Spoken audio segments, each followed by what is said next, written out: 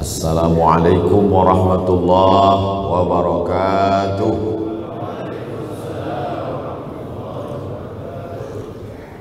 Alhamdulillahi wa kafa, wassalatu wassalamu ala al-habibil mujtaba wa ala alihi wa ashabihi ahli sidqi wal wafa.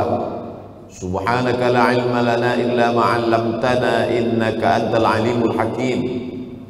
Allahumma 'allimna ma yanfa'una wanfa'na bima 'allamtana.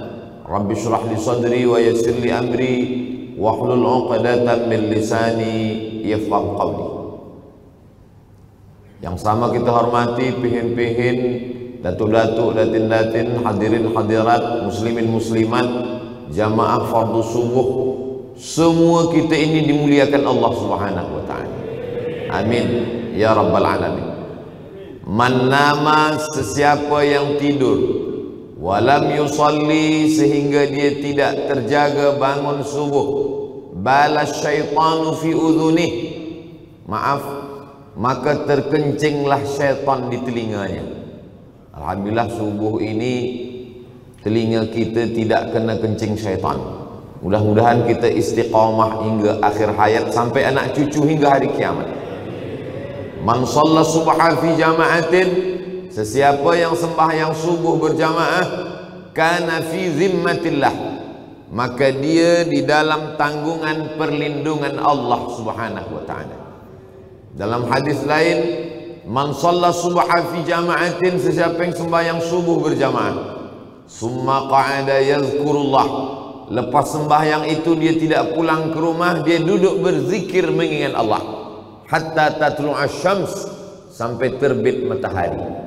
Summa yusalli rak'ataini, selepas itu dia sembahyang sunat 2 rakaat, kanat lahu ka ajri hajjatin wa umrah, dia dapat pahala balasan seperti berhaji dan umrah. Tamah, tamah, tamah, sempurna, sempurna, sempurna balasannya.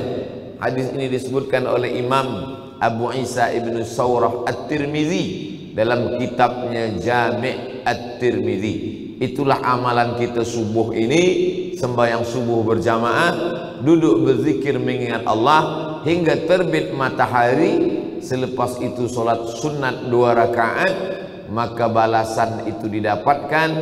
Allah Ta'ala memberikan ridhanya, mencurahkan rahmatnya.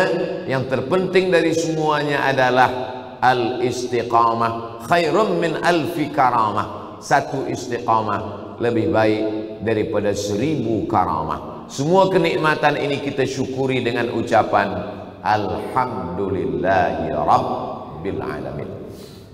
Berterima kasih kepada Dia yang mengajarkan kita siapa Tuhan kita, bagaimana cara menyembahnya, bagaimana cara mensyukuri nikmatnya. Maka kita ucapkan terima kasih dengan ucapan Allahumma salli ala Sayyidina Muhammad wa ala ali Sayyidina Muhammad. Gambar dinding, corak, warna, semua orang suka. Orang putih menyebutnya gold, orang Melayu menyebutnya emas. Duit yang terbuat dari emas itu disebut dengan dinar, yang terbuat dari perak disebut dengan dirham. Zakat dihitung kira dengan dinar dan dirham. Bila sesiapa sahaja punya 20 keping, satu kepingnya 4,25 gram emas, 20 keping 85 gram, maka dia keluarkan zakatnya 2,5%. Semua diukur dengan zahab, kata orang Arab. gold kata orang putih, emas kata orang Melayu. Maka dihitung kira dari zaman Nabi SAW, Khulafa' Rasyidin, Sayyidina Abu Bakr Siddiq, Umar bin Khattab, Utsman, Ali radhiyallahu anhum ajma'in, hinggalah hari ini umat Islam menghitung kira dengan emas ini. Semua yang punya emas dia keluarkan zakat. Emas yang tak ada zakatnya dari Pulau Jawa, emas somat, itu tak ada zakat, berapapun berat. Tapi ada yang lebih keras daripada besi, lebih mahal daripada emas. Orang putih menyebutnya diamond, orang Melayu menyebutnya intan. Maka memotong kaca tidak dengan besi, tapi memotong kaca dengan intan, berlian, diamond. Kalau warna color dia merah, orang putih menyebutnya ruby, orang Arab menyebutnya dalam surat Ar-Rahman yaqut, orang Melayu menyebutnya merah delima. Kalau corak warna color dia hijau, orang putih menyebut dia emerald, orang Arab menyebut dia nama zumrud, orang Melayu menyebut batu zamrud. Kalau warna dia color dia biru, orang putih menyebut dia blue sapphire. Apa tajuk kita subuh ni? Kenapa batu-batu dengan emas sahaja? Sebab inilah yang paling mahal harganya di dunia sampai hari ini. Apakah esok ada yang lebih mahal? Wallahu a'lam bissawab. Maka sesiapa yang memiliki ini, dia dianggap sebagai orang yang memiliki keutamaan, kemuliaan hidup. Tapi kalau kita fikir-fikir lebih dalam lagi, orang yang punya yakut, punya emerald, punya zamrud, punya emas, siapa yang membuat dia terjaga subuh ini hingga mata dia terbuka? Allah. Maka dia katakan, alhamdulillahilladzi ahyana ba'dama amatana wa ilaihil nusyur. Siapa yang membuat jantung dia berdegup berdetak? Allah. Siapa yang membuat nafas dia berhembus? Allah. Siapa yang membuat kaki dia melangkah? Allah. Siapa yang membuat otak dia ada idea, ingin mencari di dalam tanah, ingin menggosok, ingin menjual? Allah. Jadi kalau begitu semuanya punya siapa? Punya Allah. Tapi Allah tak minta banyak. Allah hanya minta 2.5% sahaja. Allah tak minta 1/10. Allah tak minta semuanya, walaupun semuanya punya Allah. Itulah maka kita lepas subuh, lepas maghrib, awal siang subuh, awal malam maghrib, kita disunnahkan membaca ayat ini sebelum tidur sekali. Lillahi ma fis samawati wa ma fil ardh. Semua yang di langit, semua yang di bumi milik punya Allah Subhanahu wa taala. Maka amat sangat menghairankan ada manusia yang dia merasa punya dia, milik dia, dia tidak mahu membayar yang diwajibkan Allah, zakat. Padahal Allah minta bukan punya kita, punya Allah semuanya. Semua yang ada di tangan kita ni punya Allah. Dia pinjamkan sekejap sahaja pada kita, sementara roh keluar dari jasad. Bila roh keluar dari jasad, maka dia bukan punya kita lagi. Ada satu riwayat dalam kitab Ar-Risalah Al-Qushairiyah. Ada orang sakit. Tentu orang sakit ini dihidupkan lampu, lilin menyala. Manakala dia mati, selepas dia mati, lilin pun dihembus. Kenapa kamu padamkan lilin lampu? Orang mati, dia pun perlu juga penerang, sebab tamu-tamu akan datang bertakziah. Kenapa kamu matikan lampu? Sebab manakala dia hidup tadi, lilin ini punya dia. Tapi sedetik selepas roh dia keluar dari jasad, lilin lampu ni bukan punya dia lagi. Punya siapa? Punya ahli waris. Kalau ahli waris tak izin, haram kita guna lampu ini. Jadi semua ni punya kita. Ini sementara roh belum keluar daripada jasad. Bila roh dah keluar daripada jasad, kita tak punya apa-apa. Balik kepada pemilik yang utama. Lillahi ma fis samawati wa ma fil ard. Pemilik hakikinya adalah Allah Subhanahu wa ta'ala. Ini saya bahaskan di awal kaji kita subuh ini. Sebab orang yang bakhil, anak kedekut, anak apa lagi? Syuh. Ada yang lebih hebat daripada bakhil, namanya syuh. Maka dalam Quran disebut wa may yuqa syuhha nafsihi fa ulaika humul muflihun. Siapa yang selamat dari penyakit syuh, itulah orang yang beruntung. Apa beza dengan bakhil?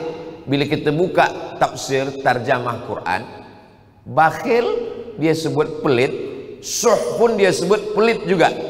Tapi ulama memaknai syuh dengan bakhil beza. Syuh, bakhil begini bezanya. Kita berjalan bersama. Saya, Tuan Haji. Sama berjalan musafir bertiga. Sampai pukul 12.30 siang, pukul 1 kita pun sembahyang zuhur. Lepas sembahyang zuhur, kita singgah kedai makan. Sampai tempat kedai makan, kita pun makan. Selepas makan, kita akan membayar. Lalu kemudian saya bayar hanya punya saya sahaja. Berapa puan? RM50. Bertiga 150. Saya keluarkan RM50 hanya untuk saya saja. Kawan saya yang dua ni saya tak nak bayar. Saya yang membayar hanya untuk diri saya saja. Itu namanya bakhil. Tapi ada kawan saya yang satu lagi ni, manakala kita nak membayar, kata dia, Ustaz Somad, saya nak ke belakang kejap. Kenapa? Perut saya sakit pula. Jangankan nak membayarkan sahabat kawan dia, membayarkan untuk perut dia pun dia tak mahu. Itu namanya syuh. Jadi ada yang lebih parah daripada bakhil, itulah dia syuh. Kalau bakhil, dia tak nak makan uang orang, dan uang dia, orang lain tak boleh makan uang dia, dia pun tak nak makan uang orang lain. Itu namanya bakhil. Tapi ada lebih parah daripada bakhil, itulah syuh. Syuh itu duit dia sendiri pun dia tak mahu makan. Dia nak ingin makan uang orang yang dia pegang ni sampai mati, tak boleh meleleh pada orang lain. Ini syuh. Lepas ini ajaklah kawan-kawan makan. Bila kita dapat ilmu, ilmu tu kita guna untuk kita, bukan untuk orang lain. Kalau kita ada alat 1 meter, kita guna ukur ke diri kita, bukan kita pakai untuk orang lain. Saya tidak mahu selepas kita mengaji, oh aku nak cuba kawan aku ni, dia ni kena syuh ke kena bakhil. Ilmu yang dapat dalam pengajian itu untuk mengukur diri kita ke dalam. Termasuklah yang membagi tazkirah Abdul Somad ini. Bila kata kita, mari kita jaga diri dari bakhil, sesungguhnya 1 jari saya yang kepada tuan-tuan, tapi yang 4 ini balik kepada saya, Abdul Somad. Makanya doakan yang menyampaikan ni jangan sampai kena penyakit bakhil. Amin.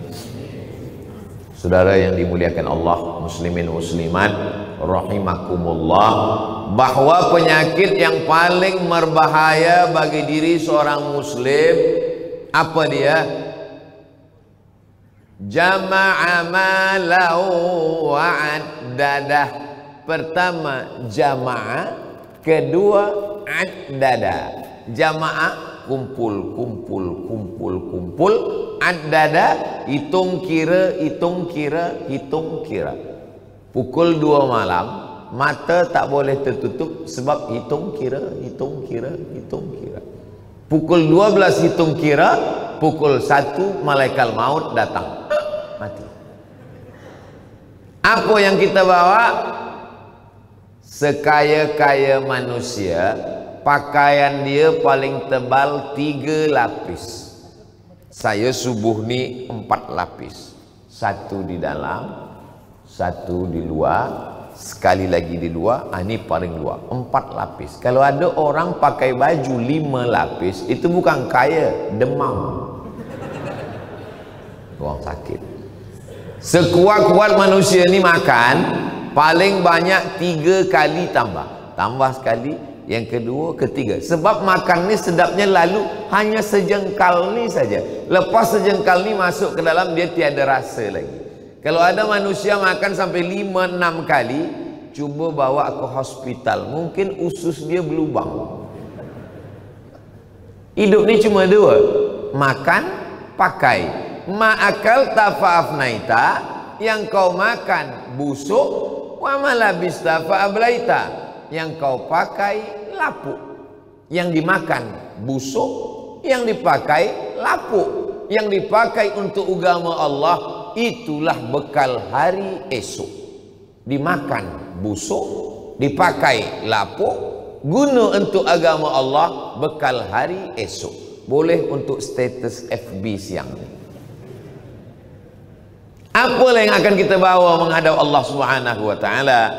Yang kita bawa menghadap Allah, man bana masjidan, sesiapa yang membina masjid, banallah mithlahu baitan fil jannah, maka dibinakan Allah untuknya satu tempat di surga. Panjang umur, sehat badan, semoga kita sebelum mati sempat membina masjid. Brunei Darussalam rata-rata masjid cantik besar. Untuk apa lagi, kata setengah orang. Tapi bila saya bertamu ke rumah Tuan Pulan, Haji Pulan, saya ada bina masjid di Vietnam, Ustaz. Oh, saya ada bina masjid di Patani, Ustaz. Saya ada bina masjid di Pulau Sumatera, Ustaz. Inilah yang menolong kita di hadapan Allah SWT. Lain padang, lain belalang, lain lubuk, lain ikannya, lain manusia, lain fikirannya. Rambut sama hitam, isi kepala macam-macam. Banyak saya jumpa manusia beza. Ustaz Abdul Somad, doakan saya istiqamah, ya Tuan Haji. Jumpa satu lagi, Ustaz Abdul Somad, doakan saya sebelum mati selesailah projek saya ni. Apa projek Tuan Haji? Saya ingin ada cita-cita, ingin bangun masjid Asmaul Husna. Oh, nama masjid tu Asmaul Husna? Tak. Masjid Ar-Rahman, Masjid Ar-Rahim, Masjid Al-Malik, Masjid Al-Qudus, Masjid As-Salam, Masjid Al-Mu'min, Masjid Al-Muhaimin, Masjid Al-Aziz, Masjid Al-Jabbar. Saya ingin kalau boleh, biarlah mati selepas 99 ni selesai. Ada, jumpa saya manusia macam ni, tapi tak banyak, 1, 2, 3 je. Lepas tu saya jumpa satu lagi Tuan Haji. Alhamdulillah Ustaz Somad, saya berdoa pada Allah. Macam mana Tuan Haji berdoa pada Allah? Ya Allah, matikanlah aku selepas masjid ni selesai saya bina. Dah selesai, Alhamdulillah sampai setakat ni belum ada yang selesai lagi. Rupanya dia bina masjid 2. Bila masjid ni selesai, yang ini dia teruskan. Bila yang ini selesai, yang ini dia teruskan. Dan tiap kali dia berdoa, matikan aku selepas masjid ni selesai. Umur dia dah lebih 80 tahun, belum mati-mati lagi. Jadi banyak manusia ni dia punya cara berdoa kepada Allah Subhanahu wa taala dengan lama hidup, banyak dirasa, jauh berjalan, banyak ditengok, banyak jumpa jamaah, macam-macam cara jamaah merayu Allah Subhanahu wa taala. Ada saya jumpa satu Tuan Haji. Saya Ustaz Somad, ada nak saya tanyakan pada Ustaz Somad? Boleh? Kenapa tak tanya orang ramai? Bila orang ramai saya segan, ada malu dalam hati, saya nak berdua. Boleh tak kita bercakap 4 mata Ustaz? Kata saya, jangan ke 4 mata, 3 pun boleh. Apa yang nak ditanya ni? Saya bayar zakat 5%. 5% dari semua. Iya. Oh Tuan Haji salah. Zakat itu 2,5%, setengah daripada itu, bukan 5%. Kenapa bayar 5%? Begini Ustaz Somad, petani, orang yang berkebun di sawah bertanam padi, iya. Berapa zakat dia Ustaz Somad? Bila dia tunggu hujan 10%. Tapi bila dia tidak pakai hujan, dia usahakan pakai mesin, pakai apa semua, itu Allah Maha Adil. 5% untuk modal engkau, 5% untuk padi. Oh, begitu Ustaz Abdul Somad. Iya. Petani berkebun, pagi lepas sembahyang subuh dia pergi ke kebun bersama lembunya, masih boleh dibezakan ini orangnya, ini lembunya. Tapi manakala petang dia balik berkubang lumpur, kita pun tak tahu mana orang mana lembu, sama bentuk. Berapa zakat dia Ustaz Abdul Somad? Zakat dia 5%. Dia yang berkubang dalam lumpur 5%. Saya dalam gedung bersih, guna aircon, sejuk, kenapa saya bayar 25%, 2.5? Lama saya terdiam. Iya juga, ada manusia macam ni berfikir. Jadi saya bayar 5% Ustaz Somad. Salahkah saya? Tak salah. Yang 2.5 wajib, baki 2.5 setengah lagi terhitung sebagai sedekah. Katsarallahu amsalak. Semoga Allah membuat banyak orang-orang macam tuan. Tapi sampai saat ni cuma satu tu saja. Lepas tu jumpa satu lagi Tuan Haji. Ustaz Abdul Somad, ya, saya bayar zakat setahun ini, saya hitung kira kalau pakai rupiah 25 juta kata dia. Oh, kalau 25 juta maknanya 1 miliar. Oh, Tuan Haji duitnya 1, saya bayar 100. Oh, kalau begitu 4. 25 maknanya duitnya 4M. Kata dia tak, duit saya cuma 1. Kenapa bayar 4? 25. Saya nak merayu Allah supaya dia tambah lebih tahun depan. Oh, banyak cara. Jadi selama ni setahu saya merayu Allah tu dengan doa saja. Allahumma rzuqna rizqan halalan thayyibah, Allahumma tawil umrana. Rupanya manusia macam ada isi kepala dia, dia merayu ingin meminta kepada Allah dengan berbagai macam cara yang dia buat supaya diturunkan Allah rahmat itu kepada dia. Tapi itu yang bercerita, itu yang bercakap. Banyak lagi umat Nabi Muhammad SAW ini yang dia diam saja. Dalam diamnya itu dia berbuat, dia tak ingin riya, dia tak ingin sum'ah. Riya dari kata ara yuri, dia tunjukkan. Sum'ah dia tak tunjukkan, tapi dari kata sami'a yasma'u, mendengar, asma'a yusmi'u, mendengar-dengarkan. Ini orang yang Ustaz cakapkan tadi yang banyak, Tuan Haji, Tuan Fulan ni, dia dengarkanlah. Enggak, sebab dia hanya dengan saya saja dan ingin bertanya. Tapi Ustaz Somad dah ceritakan dia, rusaklah amal dia. Tidak, saya tak sebut nama, tempat dia, di mana rumah dia, dia orang mana, saya tak ada sebut. Maka dalam hadis Nabi, memang sahabat Nabi pun begitu juga. Ada sahabat Nabi sedang sembahyang, Allahu Akbar. Bila dia dengar suara kicau burung, burung, kepala dia tertengok ke hadapan. Dia tengok burung itu sedang ada di atas pokok kayu. Lepas sembahyang, Assalamualaikum warahmatullahi, Assalamualaikum warahmatullahi. Dia pergi ke Baitul Mal. Semua pokok kayu beserta kebun itu aku bagi ke Baitul Mal. Kenapa? Sebab burung yang ada di pokok kayu itu sudah merosakkan khusyuk saya kepada Allah SWT. Jadi kalaulah manusia ini berfikir macam itu, semua yang merosakkan akal fikiran dia, dia bagikan kepada Allah. Oh, nampaknya Ustaz Somad ni sedang menyindir aku ni. Yang merosakkan hati aku tadi handphone, takkan aku wakafkan handphone ni. Tak, itu perasaan Tuan saja. Kadang kalau kita dengar tazkirah, pengalaman saya lah, saya bila dengar tazkirah, seakan-akan tazkirah Ustaz tu macam untuk saya saja.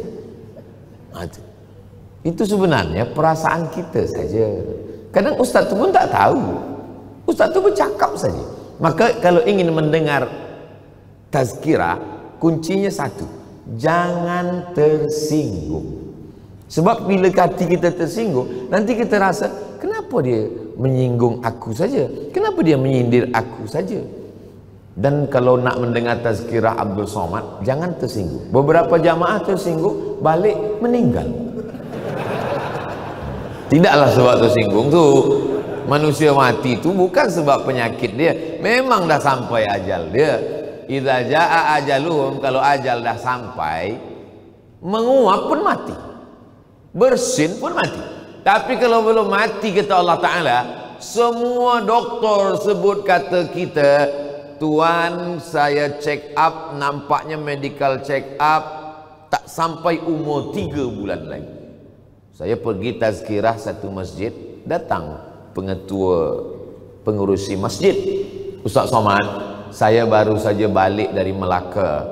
Kata doktor di Melaka, saya ni umur tak sampai 3 bulan lagi. Sebab dada ni mesti dibelah, lepas tu masuk cincin ke dalam. Kata dia kalau nak hidup 3 bulan. Dah berapa lama Tuan Haji? Dah 3 tahun. Tak mati-mati. Jangan tambah rukun iman kita jadi 7. Antu'mina billah wa malaikatihi wa kutubihi wa rusulihi wal yaumil akhir wa bil qadari khairihi wa syarrihi wa bid doktor. Tapi kawan saya banyak doktor, jamaah banyak doktor, dan saya pun masih pergi hospital. Saya pun bagi tazkirah pada IDI, Ikatan Doktor-Doktor Indonesia. Mereka ni sahabat saya, tapi mereka tak merubah iman saya kepada Allah Subhanahu wa taala. Ini hanya setakat ikhtiar sahaja. Allah Subhanahu wa taala bagi umat Islam ini, dimanapun umat Islam ada hidup, pasti di sana ada masjid yang megah, yang mewah, yang cantik, yang besar. Pergilah ke mana? Sebab apa? Sebab bangunan yang dibina pertama di atas muka bumi adalah masjid. Subhanalladzi asra bi'abdihi laila minal masjidil haram ilal masjidil aqsa. Sahabat bertanya kepada Rasulullah SAW, kam bainahuma, berapa lama antara dua ni ya Rasulullah? Kata Nabi, arba'un sana, 40 tahun. Yang pertama dibina Masjidil Haram, yang kedua dibina Masjidil Aqsa. Nabi sampai berangkat Ahad malam Isnin, malam Selasa, malam Rabu, malam Khamis, malam Jumat, malam Sabtu, malam Ahad, Isnin. 8 hari 8 malam sampai ke Kuba. Sampai di Kuba, 4 malam di Kuba. Malam Selasa, malam Rabu, malam Khamis, malam Jumat, 4 malam di Kuba. Berdiri satu masjid. Itulah dia Masjid Kuba. Sesiapa yang sembahyang sunat di Masjid Kuba mendapat pahala sama seperti umrah. Panjang umur, sehat badan, mudah-mudahan kita boleh solat sunat di Masjid Kuba, insyaAllah. Banyak jamaah ini sampai ke Masjid Kuba, masuk, tengok kiri kanan, ambil gambar. Lepas itu kata guide, tour guide, semua jamaah kita masuk ke bas, kita nak berjalan, barulah teringat, oh aku belum sembahyang lagi. Datang sembahyang dulu. Lepas sembahyang, ambillah gambar semua. Gambar ni penting untuk zikrayat, kenang-kenangan. Nanti balik bercerita kepada anak cucu, kawan, sahabat, menantu. Ini di mana tu? Ini di mana bang? Di mana pakcik? Ini di Masjid Kuba. Masjid Kuba ni macam mana ceritanya? Masjid Kuba ini ceritanya dah diceritakan Ustaz Somad dulu, cuma aku tak ingat apa kata dia. Nabi sampai hari Isnin, malam Selasa, malam Rabu, malam Khamis, malam Jumat, 4 malam berdiri satu masjid. Hari Jumat Nabi bertolak dari Kuba menuju Yathrib, namanya berubah menjadi Madinah, berdiri lagi satu masjid. Itulah yang dibina oleh Khalifah Amirul Mukminin Umar bin Abdul Aziz. Satu masjid, Masjid Al-Jumu'ah. Sebab di situ awal pertama kali sholat Jumat selepas hijrah dari kota Makkah menuju Al-Madinah Al-Munawwarah. Umar bin Khattab ni suka membina masjid di tempat-tempat sujud Nabi. Ada masjid tempat Nabi sujud manakala turun awan minta hujan, Masjid Al-Ghamamah. Anzalna alaihimul ghamamah, awan turun, dia bina masjid. Ada masjid tempat Sayyidina Abu Bakar memimpin solat Idul Fitri, Idul Adha, istisqa. Sebab mereka tak buat di Masjid Nabawi, sempit kecil, mereka buat di padang tanah lapang. Maka dibinalah Masjid Abu Bakar, Masjid Umar, Masjid Sayyidina Ali, Masjid Al-Ghamamah, Masjid Ijabah, Masjid Al-Jumu'ah. Ini Umar bin Abdul Aziz, memang dia suka, dan itu mengalir sampai pada hari kiamat. Masjid di mana ada orang Islam berkuasa, dia bina masjid. Sampailah masanya di Yathrib, kata sahabat Nabi, ini tanah ya Rasulullah. Tanah itu dibeli oleh Rasulullah SAW, dia bayar, dia wakafkan. Kenapa? Padahal dia Nabi. Nabi cukuplah sudah, untuk apa lagi? Dia ingin ajarkan, dia pun ingin berwakaf, mewakafkan. Itulah Masjid Nabawi, tempat kita sembahyang, yang semua manusia ingin ke tempat itu. Hanya 22 meter ke samping, 15 ke belakang yang ingin sembahyang di sana. 4,5 juta manusia. Berkumpul manusia semua dari ya'tina min kulli fajjin amiq, dari rembah yang paling dalam berdatangan, ingin sujud ke sana. Menangis-nangis mereka bersujud. Ya Allah, kenapa engkau menangis masa di Raudhah tadi? Khusyuk betul, teringat Nabi. Kaki aku dipijak jamaah Afrika. Meminta kepada Allah Subhanahu wa taala.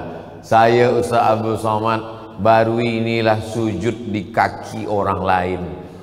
Saking kan mudah bengkok badan, tak dapat menempelkan kening ke lantai, tapi merasakan nikmat ibadah. Sebab apa?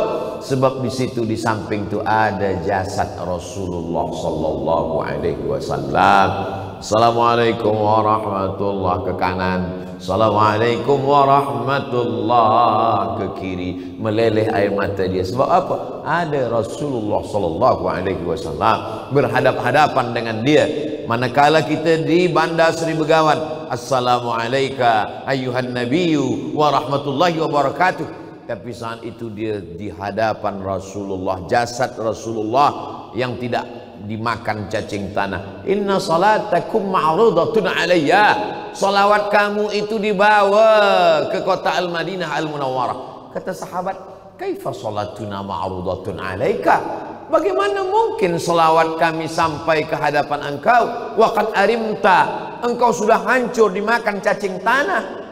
Coba tengok, sahabat Nabi itu rasional. Dia berfikir, dia manusia.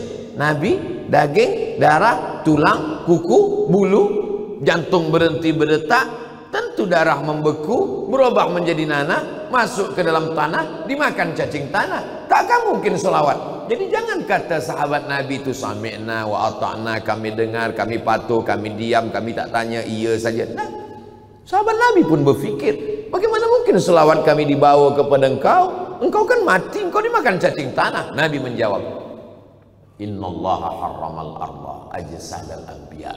Allah mengharamkan tanah memakan jasad para nabi. Jasad nabi tak dimakan cacing tanah. Tuan-tuan jamaah percaya ke hadis ni? Diam tu tanda bersetuju. As-sukutu alamatur ridha. Diam tanda setuju. Tapi hadis diam tanda setuju tu bukan untuk jamaah, untuk anak gadis bila ditanya mahu tak nikah. Dulu perempuan tak duduk di majlis akad nikah, perempuan di bilik dalam kamar. Sekarang ni saja perempuan keluar dia tunjuk cheese. Dulu di dalam bilik kamar ayah dia sebelum akad, maka qadhi bertanya, bersetujukah anak kamu di dalam? Cuba kamu masuk ke dalam, kirim satu utusan ke dalam. Maka dia pun bertanya, mahukah kamu menikah dengan lelaki yang di luar itu, yang kamu belum ada bersua nampak dia? Sebab lelaki tak berjumpa dengan perempuan. Kata ayah dia, aku nak nikahkan engkau anak gadisku, lelaki itu ada di luar. Qadhi yang akan mengakadkan bertanya, sebab perempuan ditanya bersetujukah dia, maka perempuan itu cuba tengok dia dari lubang, dia tengok.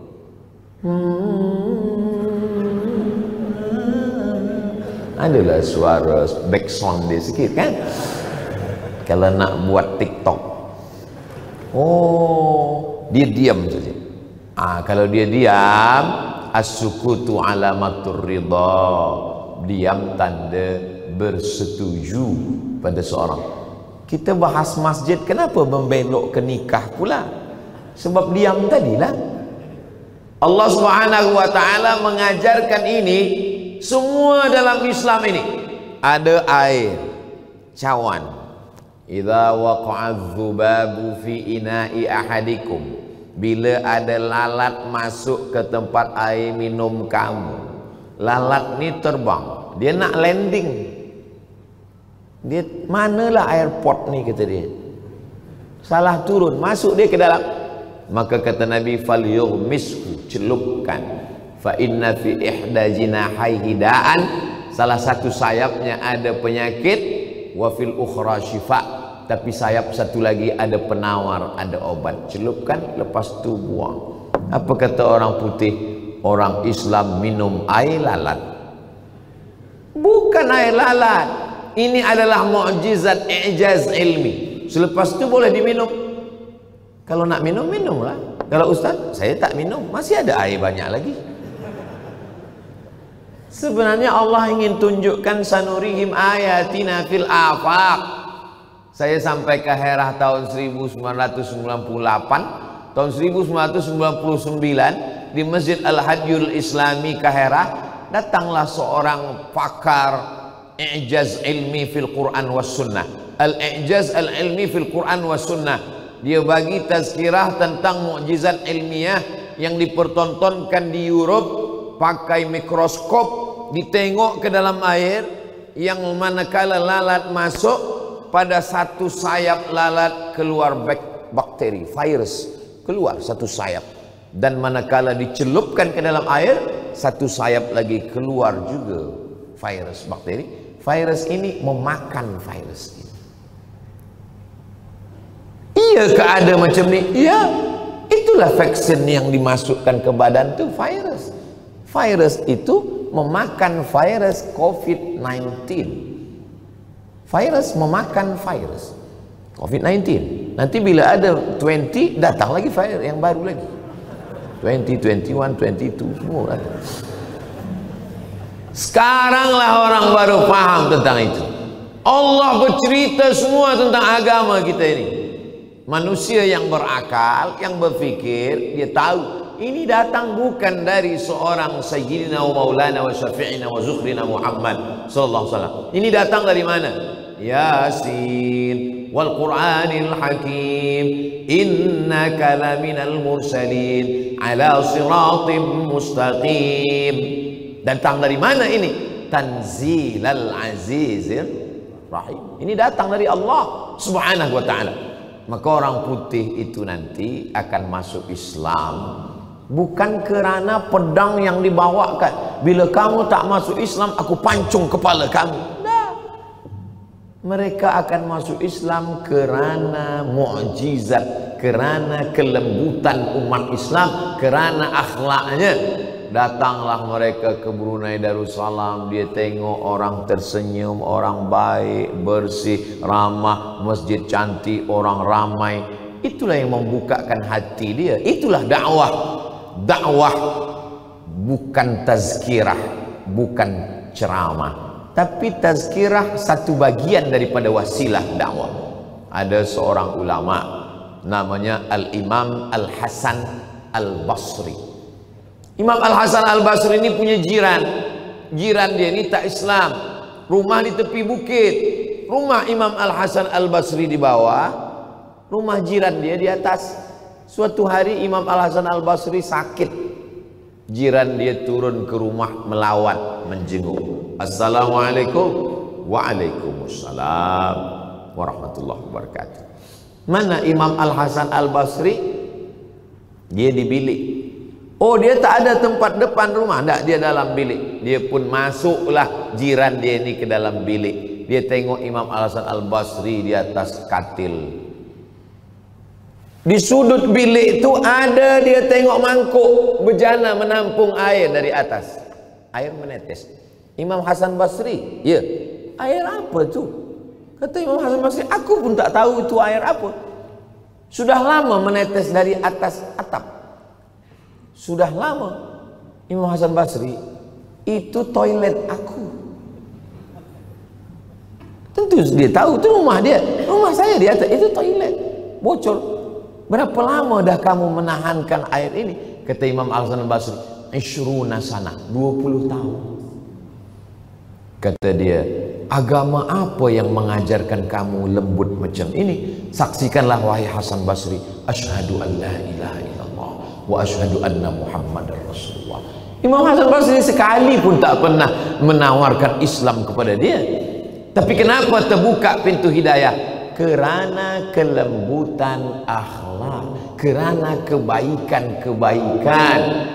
Makanya ada ulama menulis kitab Al-Islam mahjubun bil muslimin.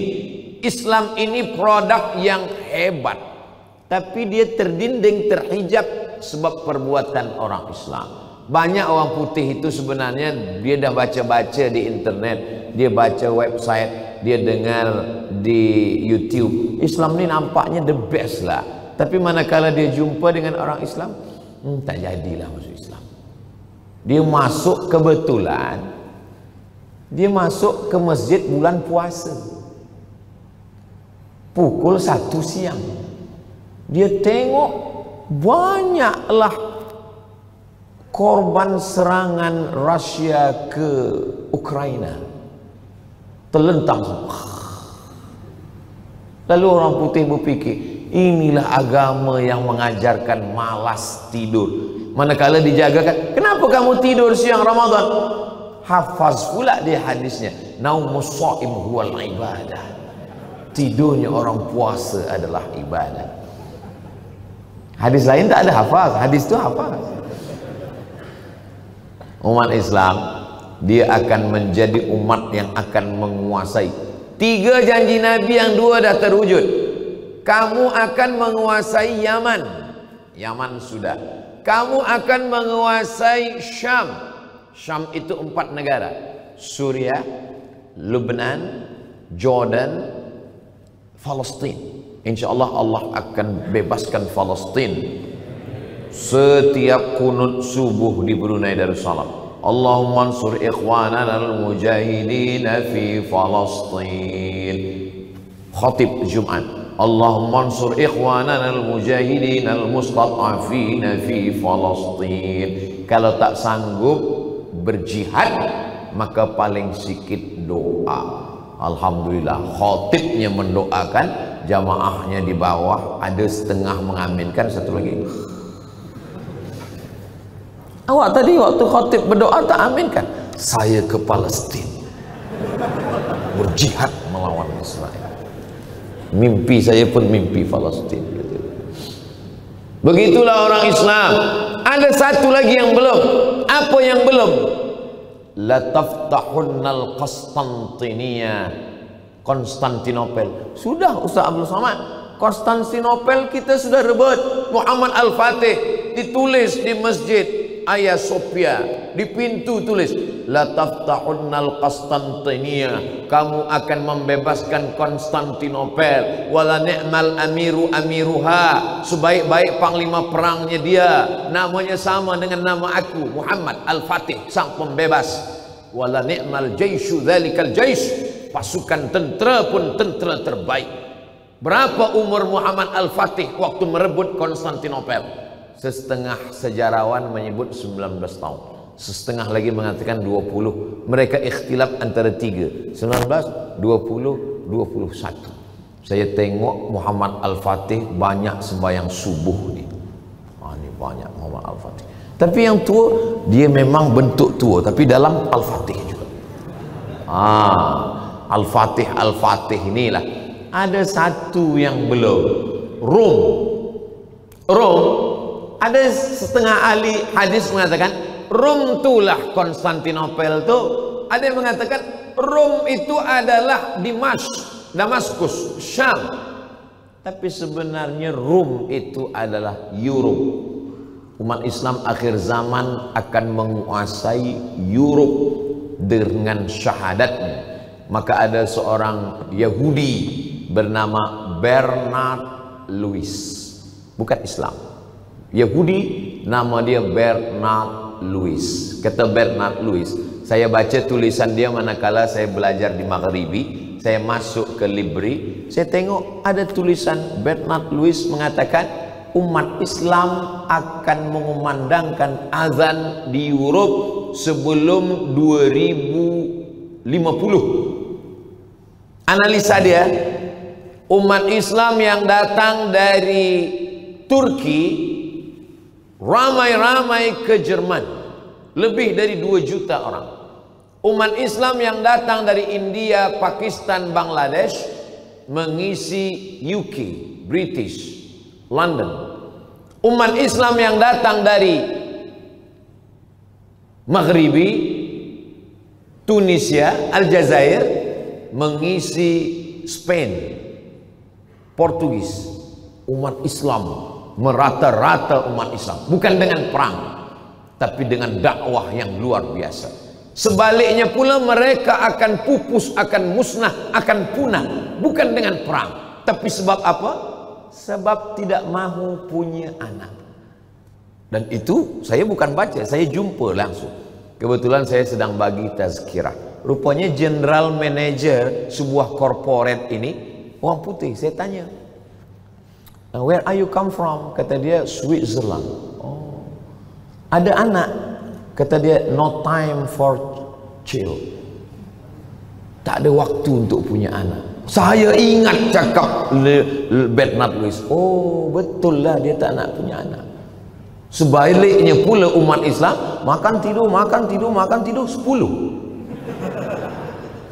Sebab apa? Mukatsirum bikumul umam.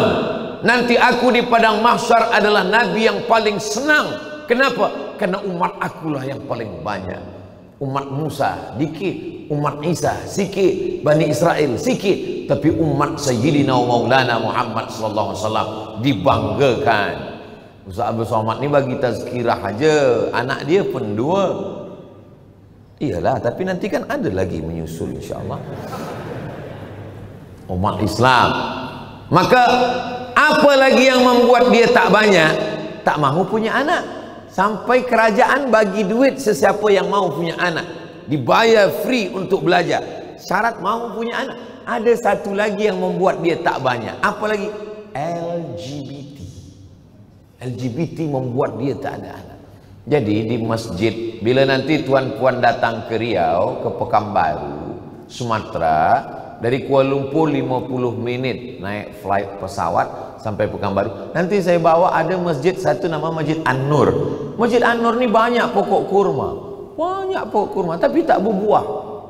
Maka didatangkanlah pakar kurma dari Thailand, namanya Mr. Kolak. Bukan kolak pisang. Mr. Kolak. Kata Mr. Kolak, dia tengok, oh saya tahu sebab kenapa kurma kamu ni tak berbuah. Sebab apa? Sebab pokok kurma kamu ni jantan semua. Itulah LGBT tak menghasilkan apa-apa. Lalu ditebang pokok kurma yang jantan-jantan ini, dibiarkan jantan satu saja. Lepas itu diambillah kurma betina semua banyak. Lepas itu dia kahwinkan. Arsalna riyaha lawaqih, kami kirimkan angin untuk menghembus kencang, lalu bunga jantan membuahi bunga betina. Zaman dulu macam itu. Tapi rupanya zaman sekarang angin kurang kencang, maka mesti ada pertolongan manusia. Diambil bunga jantan, pukulkan ke bunga betina. Macam itu. Jadi sesiapa yang belum menikah kena tak dihembus angin, memang mesti kita pukulkan sikit, barulah dia menikah. Lalu kemudian lepas itu berbuahlah kurma-kurma yang betina tadi berbuah. Lalu kemudian setelah berbuah, saya pun dapat jemputan. Ustaz Abdul Somad boleh esok datang ke masjid? Apa program kita? Kita akan panen pertama dan pemotongan pertama akan dipotong oleh Al-Mukarram Ustadz Abdul Somad. Sayalah yang memotong. Ini menunjukkan bahwa LGBT adalah azab yang dikirimkan Allah Subhanahu wa taala untuk mereka supaya mereka tidak ada keturunan. Maka kita umat Islam jangan ambil itu, sebab itu adalah penyakit akhir zaman. Akhir zaman ini luar biasa. Alhamdulillah umat Islam, pemuda-pemuda belianya semuanya sehat zahir, sehat batin, diselamatkan Allah dari malapetaka bencana musibah akhir zaman ini insyaallah. Tadi saya sampaikan tazkirah pukul 6 kurang 15 menit. Sekarang dah pukul 7 kurang 25. Ada waktu 10 menit lagi. Sebab di mana-mana saya tazkirah, di Indonesia, di Semenanjung, di Sabah Sarawak, di Bandar Seri Begawan, tetap istiqomah 60 menit. Sebab apa? Sebab air minum dia pun 600 ml. 60 menit kita ini bernilai ibadah amal soleh insyaallah. Sebab duduk di dalam masjid menenangkan hati, duduk bersama membaca ayat-ayat Quran. Majtama'a qaumun fi baitin min buyutillah, sekelompok orang duduk berzikir di rumah Allah, yatsluna kitaballah, membaca ayat-ayat Allah, wa yatadarasunahu fima bainahum, mengkaji isinya, merenung berfikir, mengambil iktibar pelajaran. Allah balas dengan 4, nazalat alaihimus sakinah, turun ketenangan ke dalam hati. Kalau nak ingin tenang, duduklah di masjid. Makanya banyak jamaah duduk di masjid tertidur. Sebab apa? Hati tenang. Maka kalau ada kawan di sebelah tertidur, itu menunjukkan hati dia sedang tenang. Sebab duit banyak, kalau hati tak tenang tak boleh tidur. Pukul 2 malam mata terbuka, tak boleh tidur, berfikir tentang dunia. Esok pagi pergi ke doktor minta ubat tidur. Doktor bagi ubat tidur, sebab tu dia makan, lepas dia makan dia pun tertidur. Terjaga buka, berfikir lagi, kenapa begini, kenapa begini, kenapa begini, kenapa begini. Makan lagi, tidur lagi. Lepas itu terjaga, berfikir lagi, tidur lagi. Kalau hidup cuma untuk tidur, elok mati. Hidup ini Allah bagi kepada kita bukan free, bukan percuma. Untuk apa Allah bagi kita hidup sampai subuh ini? Allazi khalaqal mauta, Allah membagi mati, wal hayata, Allah membagi hidup. Untuk apa ada hidup, ada mati? Ada subuh ini yang menangis kerana hidup. Senangnya hati saya Ustaz, anak saya lahir, menangis di bilik sebelah hospital. Tapi di ruang yang sama, di aras yang sama, di bilik sebelah, menangis melepas kematian. Sama-sama tangisan. Satu tangisan kebahagiaan, satu tangisan kepedihan. Ujian dari Allah. Untuk apa ada garis start namanya hidup, ada finish namanya mati? Al-Mulk menjawab, juzuk 29. Allazi khalaqal mauta wal hayata liyabluwakum ayyukum ahsanu amala. Allah menguji siapa yang paling baik amala. Umur amal diisi dengan amal. Innal insan, semua insan, nak hitam, nak putih, nak kaya, nak pendek, yang tinggi, yang semua insan lafi khusr, rugi. Yang kaya rugi, yang miskin rugi 2 kali, yang handsome rugi, yang kurang handsome dah tahu jawabannya. Illalladzina amanu, kecuali orang yang percaya bahwa dia akan mati menghadap Allah dan dia akan masuk surga. Wa amilus salihati, kerana dia tahu akan masuk surga maka dia siapkan bekalnya. Tapi dia tidak mau masuk surga sendirian, dia ingin beramai-ramai. Orang Bandar Seri Begawan kalau dia masuk ke surga, yang pertama dia tanya sekali adalah, Ustaz Somad mana? Ustaz yang dulu bagi tazkirah, yang selalu aku tengok dia kata mari beramal soleh, dia masuk ke tidak? Dia tanya ke malaikat, malaikat, Ustaz Somad mana? Ada tak dia masuk? Kata malaikat, dia dah lama tunggu awak di VVIP room. Amin. Itu sebenarnya cara saya nak minta doa orang Brunei Darussalam aja. Itu cara, itu namanya trik. Sahabat Nabi pun melakukan itu. Datang Nabi bertamu ke rumah dia. Assalamualaikum, dia diam. Assalamualaikum, dia diam. Assalamualaikum 3 kali. Kita kalau nak bertamu ke rumah orang, salam paling banyak 3 kali. Idza sta'zana ahadukum thalathan. Kamu dah ucapkan salam 3 kali, falam yu'zan, pintu rumah tak dibuka, falyarji, baliklah. Begitu. Orang sekarang dah salam 3 kali tak dibuka, lebih kuat lagi. Assalamualaikum. Waalaikumsalam. Atuh.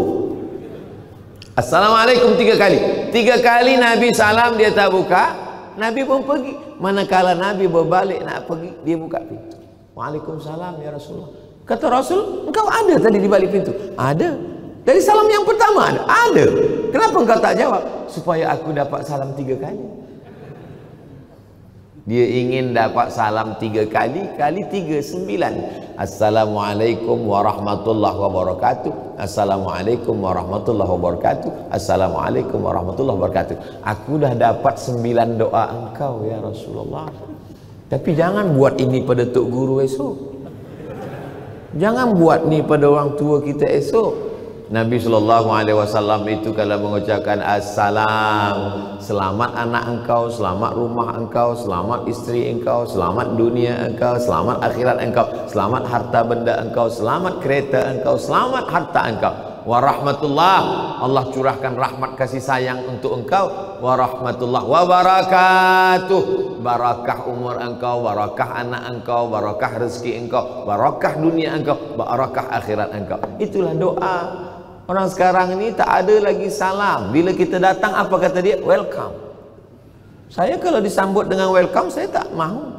Well, bagus. Come, datang. Datangnya bagus, baliknya esok malam saya nak balik.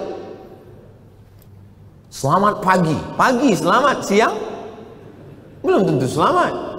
Maka selalu kita minta selamat. Yang paling kita mintakan pada Allah adalah di antara 10 doa, Allahumma inna nas'aluka salamatan fid din, selamat dalam agama, wa afiatan fil jasad, badan sehat, wa ziyadatan fil ilmi, ilmu bertambah, wa barakatan fil rizqi, barakah rezeki, boleh membina masjid, wa taubatan qablal maut, taubat sebelum mati, wa rahmatan indal maut, rahmat ketika mati, wa maghfiratan ba'dal maut, ampunan selepas mati. Allahumma hawwin alaina fi sakaratil maut, ringan manakala sakaratul maut, wan najata minan nar, selamat dari api neraka, wal afwa indal hisab, maafkan ketika amal dihisab. 10. Maka kalau imam baca doa kita aminkan. Ini banyak sekarang pemuda belia lepas sembahyang assalamualaikum warahmatullahi, assalamualaikum warahmatullahi, macam ayam nampak padi, tak ada lagi berdoa. Bila ditanya, kamu tak berdoa? Doa yang lama pun belum terkabul lagi Ustaz, takkan tambah doa baru? Kamu tak ada ikut berdoa dengan imam? Doa imam dengan doa saya beza Ustaz. Imam nak minta anak soleh, saya bini pun belum. Kalau imam doa Rabbi habli minas solihin, yang belum nikah aminkan saja. Sebab doa itu minta tujuannya, sebabnya pun sekali juga. Tujuannya anak soleh.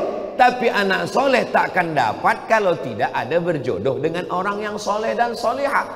Maka asbabnya sekali ada dalam doa imam itu. Kamu kenapa tak mahu mengaminkan doa imam? Imam minta hujan Ustaz, saya ini jual es krim. Hujan yang dimintakan tuan imam itu maknanya rahmat. Itu yang kita fahamkan. Ad-da'i wal mu'ammin fil ajri sawa. Yang berdoa dan yang mengaminkan pahalanya sama. Kita tak tahu entah dari mulut yang mana doa itu dikabulkan Allah. Mungkin doa dari mulut kita selama ini tak kabul, sebab banyak riba, makan haram. Tapi doa dari orang-orang soleh, dia katakan amin. Maka saya, siapa pun yang berdoa, saya angkat tangan. Kenapa mesti angkat tangan? sebab kita merendahkan diri pada Allah, itulah maka angkat tangan. Sebab ada setengah pula dia kata kita angkat tangan itu sebab kita nak kumpulkan doa tu di tapak tangan. Kalau kumpul doa tapak tangan mestilah begini.